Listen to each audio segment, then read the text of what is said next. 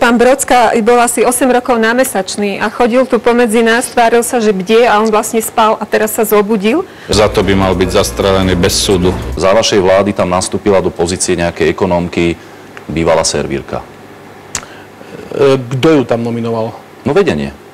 Tak už dosť. Za to by mal byť zastrelený bez súdu.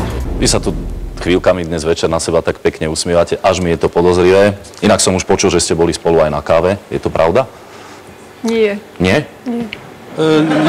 Je to... Ale no tak, pani podpredsednička. Aha, čiže... Tak teraz ste chceli niečo zatajiť, pani Belousová. Ja skutočne akože... Myslím si, že je to netradičná téma, ale Mne to len tak napadlo, lebo ste sa tak rozžiarene pozerali na pána Pálka teraz.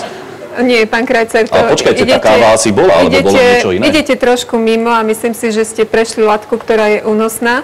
No ale pán Pálko povedal, že tá káva bola, však ja som sa len slušne opýtal. Ja som nepovedal nič. Dobre. Držte hladinu, lebo... Za to by mal byť zastrelený bez súdu. Lipšic a tvrdí, že takto to nie je dobre národné, tak skutočne ten mladý muž to má v hlave celé pokrútené. Za to by mal byť zastrelený bez súdu.